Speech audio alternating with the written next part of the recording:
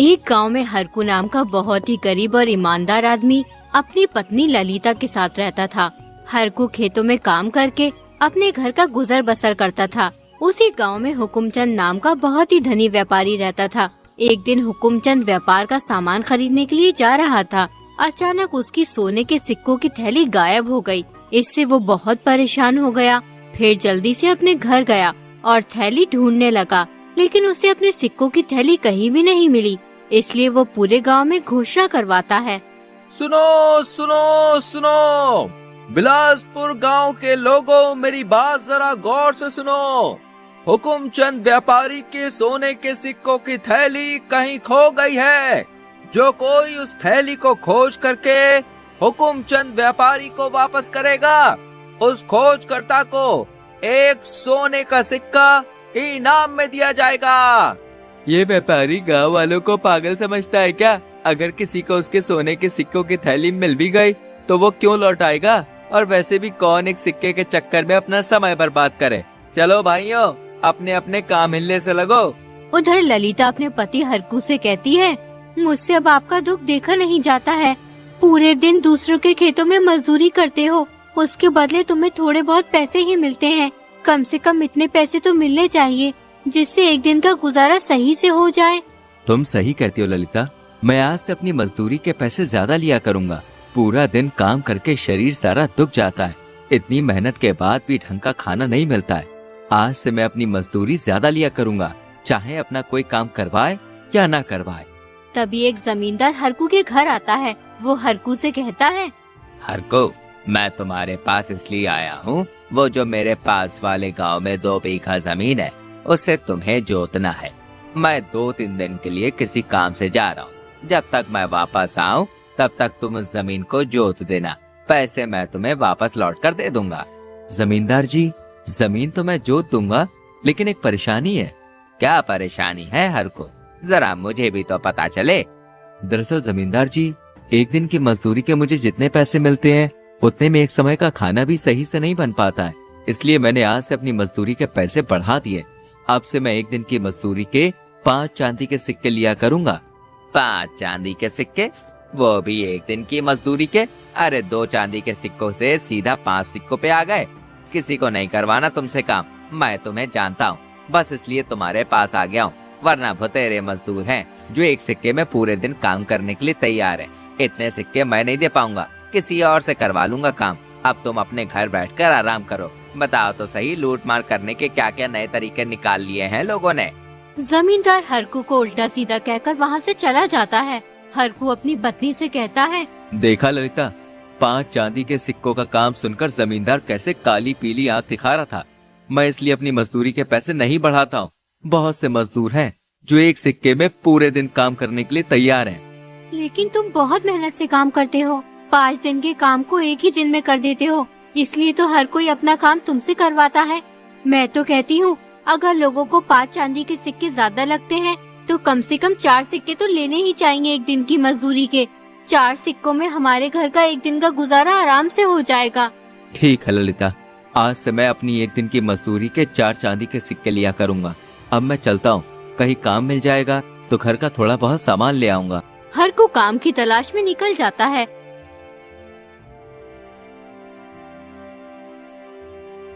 जब वो जंगल के रास्ते से गुजर रहा होता है तो उसकी नजर एक थैली पर पड़ती है। हरकू जब उस थैली को खोलकर देखता है तो उसमें 20 सोने के सिक्के होते हैं। उन सिक्कों को देखकर हरकू सोचने लगता है, लगता है ये सोने के सिक्कों की थैली किसी से खो गई है। बेचारा कितना परेशान हो रहा होगा इस थैली की वजह से। जिसकी भी ये थैली होगी मैं उसे लौटा दूंगा। हरकू वापस अपने घर चला आता है। ललिता हरकू से कहती है, क्या हुआ जी, तुम तो काम ढूंढने गए थे, फिर वापस कैसे आ गए? ललिता, मैं काम की तलाश करने जा रहा था। अचानक से मुझे ये थैली रास्ते में पड़ी हुई मिली। ये थैली सोने के सिक्कों से भरी हुई है। आज तो हमारी किस्मत ही खुल गई। कहते हैं ना, जब भी ऊपर वाला देता है तो छप्पर फाड़ के देता है। अब तुम्हें दूसरों के खेतों पर जाकर मजदूरी करने की कोई जरूरत नहीं है। इन सिक्कों से हम अपना कोई कारोबार करेंगे। मैं तो सबसे पहले अपने लिए 3-4 जोड़ी कपड़े लाऊंगी। नए कपड़े पहने सालों हो गए हैं, और तुम भी अपने लिए चप्पल और कपड़े ले आना। तुम कैसी बात कर रही हो ललिता? हम दूसरों के पैसे कैसे रख सकते हैं? उसने कितनी मेहनत से पैसे कमाए होंगे। जिसके भी ये सिक्के हैं मैं उसे वापस कर दूंगा। तुम ये क्या कह रहे हो? घर आई लक्ष्मी को ऐसे लौटाते हैं क्या? ईश्वर को कितना बुरा लगता है। ईश्वर तुम्हें धन दे रहा है और तुम लेने को तैयार ही नहीं हो। ऐसे तो ईश्वर भी नाराज हो जाएंगे। लेकिन ललिता, हम दूसरे का धन कैसे रख सकते हैं? वो बेचारा किस हाल में होगा। पता नहीं ये सिक्के किसी गरीब के हैं या अमीर के, लेकिन हमें गरीब अमीर से कोई मतलब नहीं है। जिसके भी ये सोने के सिक्के हैं मैं उसे लौटा दूंगा। तुम एक बात की रट लगा लेते हो। एक काम करो, अगर 3 दिन के अंदर पता चल जाता है कि ये सिक्के किसके हैं तो तुम उसे लौटा देना। अगर पता ना चले तो फिर ये सोने के सिक्के हमारे हो जाएंगे। हम समझेंगे कि ईश्वर ने हमारी गरीबी को देखकर ये सोने के सिक्के हमें दिए हैं। हरकू अपनी पत्नी की बात मान लेता है। उधर कोई भी गांव वाला हुकुमचंद की थैली की तलाश में नहीं निकलता और ना ही कोई भी आदमी उसके पास थैली लेकर आता है। इसलिए वो कहता है, क्या तुमने गांव में सोने के सिक्कों की थैली खो जाने की सूचना नहीं दी? मैंने तो पूरे गांव में घोषणा कर दी है कि थैली तलाश करने वाले को 1 सोने का सिक्का मिलेगा। फिर अभी तक कोई गांव वाला क्यों नहीं आया? तुम एक काम करो, गांव में फिर से घोषणा करो कि जो भी उस थैली की तलाश करेगा उसे 2 सोने के सिक्के दिए जाएंगे। हुकुमचंद के कहने पर वो आदमी फिर से घोषणा करने के लिए निकल जाता है। सुनो सुनो सुनो बिलासपुर गांव के लोगों, इस बार मेरी बात कान खोल के सुनो। हुकुमचंद व्यापारी के सोने के सिक्कों की थैली कहीं खो गई है। जो कोई उस थैली की खोज करके हुकुमचंद व्यापारी को वापस करेगा, उस खोजकर्ता को 1 नहीं बल्कि 2 सोने के सिक्के इनाम में दिए जाएंगे। ये बात हरकू के कानों तक पहुंच गई कि थैली हुकुमचंद की है और जो भी थैली वापस करेगा उसे 2 सोने के सिक्के मिलेंगे। ये बात वो अपनी पत्नी को बताता है। उसकी पत्नी कहती है, अच्छा तो ये सोने के सिक्कों की थैली उस लालची हुकुमचंद की है। वो तो 1 नंबर का बदमाश है। हम उसे थैली नहीं लौटाएंगे। उसे क्या पता कि थैली हमारे पास है। हमें ऐसा नहीं करना चाहिए। चाहे हुकुमचंद जैसा भी हो, हमें इस बात से कोई मतलब नहीं है। हमें किसी के साथ ऐसा बर्ताव नहीं करना चाहिए। ये सिक्के किसी की मेहनत की कमाई है, इसलिए हमें ये सिक्के लौटा देने चाहिए। चाहे वो कितना भी बुरा हो, हमें हमेशा अपनी ईमानदारी से काम लेना चाहिए। अगर हम अपनी ईमानदारी से दूर हो गए तो हम खुद भी बुरे बन जाएंगे ना। जैसा तुम चाहो वैसा करो, लेकिन हुकुमचंद अच्छा आदमी नहीं है। हरकू सिक्के की थैली हुकुमचंद को वापस करने के लिए निकल जाता है। सेठ जी, मेरा नाम हरकू है। आपके सोने के सिक्कों की थैली मुझे मिली थी, मैं उसे लौटाने आया हूँ। तुम तो बहुत ही ईमानदार आदमी हो, लेकिन आज के जमाने में ईमानदारी रही नहीं। मैं तो मान चुका था कि मेरा धन अब मुझे कभी वापस नहीं मिलेगा, मगर तुम्हारे हाथ में जब मैंने अपने सोने के सिक्कों की थैली देखी तो मैं खुशी से झूम उठा। लेकिन हुकुमचंद की खुशी जल्दी दुख में बदल गई। जब उसे इनाम देने का अपना वादा याद आया, उसने चुपके से थैली से 2 सोने के सिक्के निकालकर अपनी जेब में रख लिए। अच्छा, तो जैसा कि मैंने कहा था कि थैली ढूंढने वाले को 2 सोने के सिक्के दिए जाएंगे, इसलिए अब मैं तुम्हें इन सिक्कों में से 2 सिक्के इनाम में दूंगा।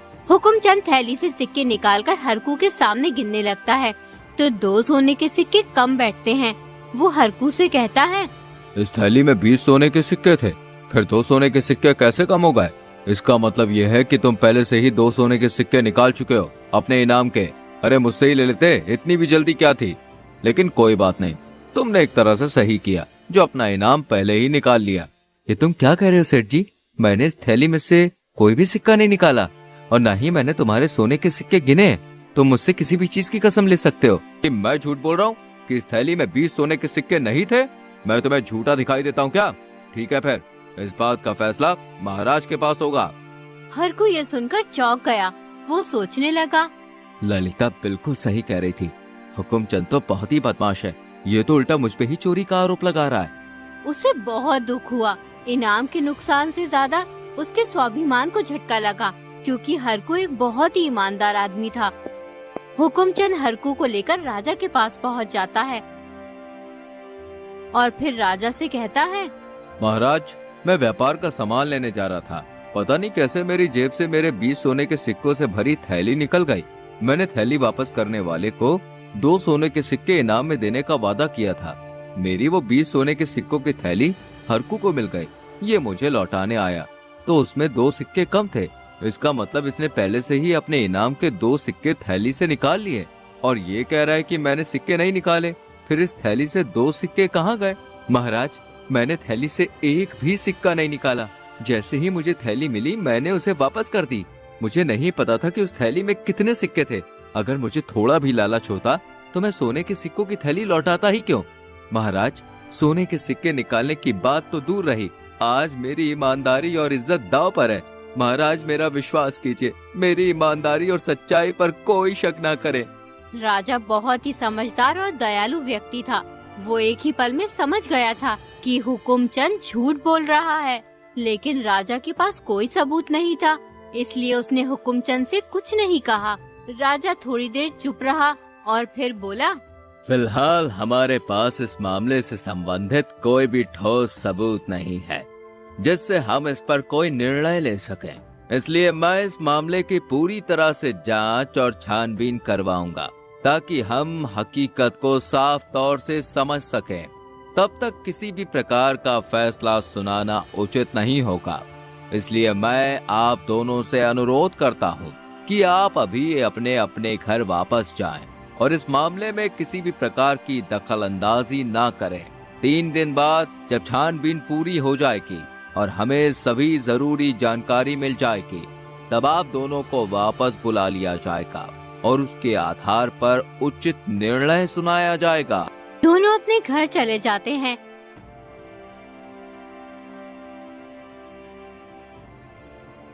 हरकू की पत्नी ललिता हरकू का इंतजार कर रही होती है।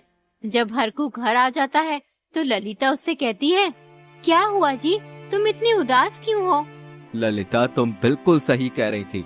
वो हुकुमचंद एक नंबर का बदमाश है। उसने मुझे इनाम देने के बजाय मुझ पर थैली से 2 सोने के सिक्के निकालने का इल्जाम लगा दिया और राजा के पास ले गया। आज मुझे बहुत दुख हुआ। क्या इस तरह से हमें अपने ईमानदार होने का खामियाजा भुगतना पड़ेगा? मैंने तो आपसे पहले ही कहा था उस मरदूद के सिक्के मत लौटाओ, लेकिन तुम रहे अपनी ईमानदारी के चक्कर में। देख लिया ईमानदारी का नतीजा। हुकुमचंद पूरे गांव में अफवाह फैला देता है कि हरकू ने लालच में आकर हुकुमचंद की थैली से 2 सोने के सिक्के निकाल लिए, लेकिन कोई भी इस अफवाह पर यकीन नहीं करता है। सभी को पता होता है कि हरकू बहुत ही ईमानदार आदमी है, वो कभी ऐसा नहीं कर सकता। जबकि पूरे गांव वालों को पता था कि हुकुमचंद बहुत ही धोखेबाज है। तभी 2 गांव वाले हरकू के घर आते हैं। वो हरकू से कहते हैं, तुम्हारे साथ जो हुआ उसे सुनकर बहुत दुख हुआ हरकू भाई। तुमने बहुत बड़ी गलती कर दी। तुम्हें उसके सिक्के लौटाने ही नहीं चाहिए थे। ये सही कह रहा है हरकू। मैंने उस हुकुमचंद के यहाँ 10 दिन काम किया था और जब पैसे देने का समय आया तो उसने मुझसे कहा कि तुमने काम ही क्या किया है जिसके मैं तुम्हें पैसे दूं।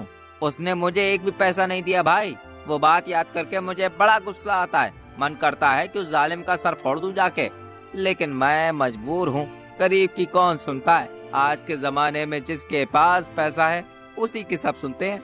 अब मैं क्या करूं? मेरे तो कुछ भी समझ में नहीं आ रहा।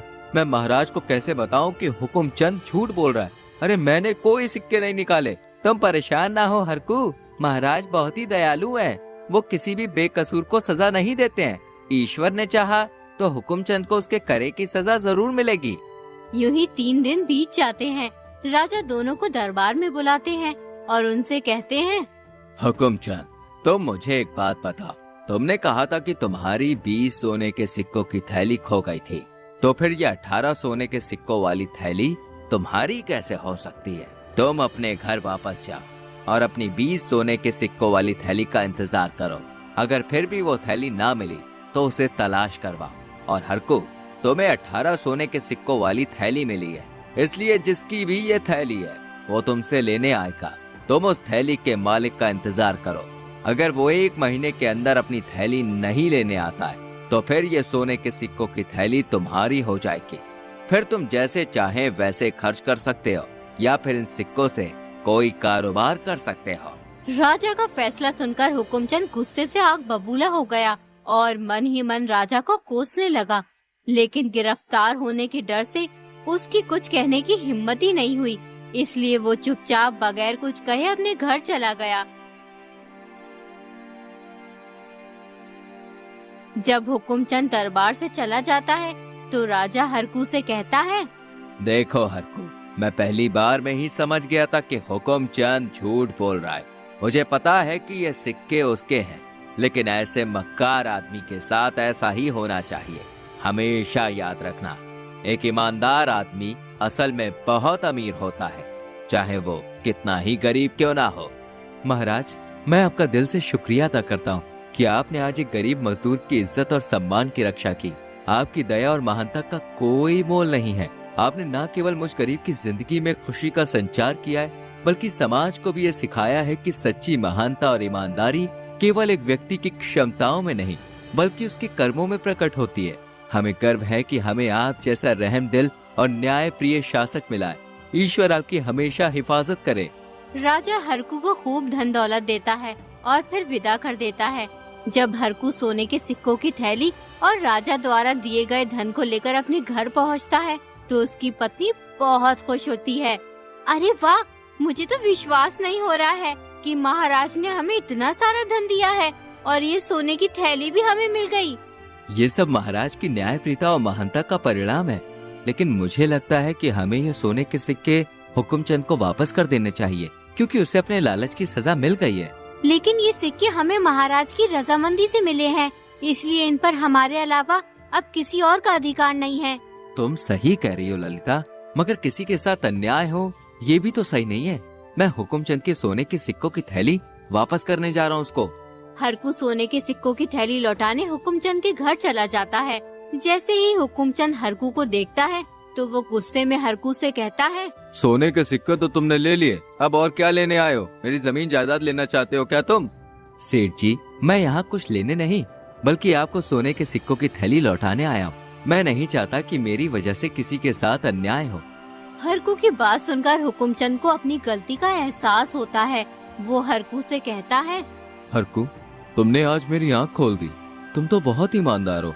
मैंने तुम्हारे जैसे सज्जन आदमी को 2 सिक्के बचाने के चक्कर में अपमानित करने की सोची। आज मैं जान चुका हूँ कि इंसान की सच्ची खुशी पैसे और धन में नहीं है, बल्कि ईमानदारी और मेहनत में होती है।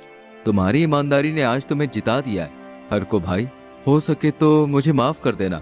वैसे मैं तुमसे माफी मांगने के लायक भी नहीं हूँ। अरे ऐसा मत कहिए सेठ जी, आपको अपनी गलती का एहसास हो गया, ये आपके लिए सबसे बड़ी माफी है। उसके बाद हुकुमचंद कसम खा लेता है कभी किसी के साथ धोखाधड़ी, बेईमानी और जुल्म नहीं करेगा। वो एक ईमानदार इंसान बन जाता है और हरकू को अपने यहाँ काम पर रख लेता है, जिससे हरकू भी खुशी से अपना जीवन बिताने लगता है।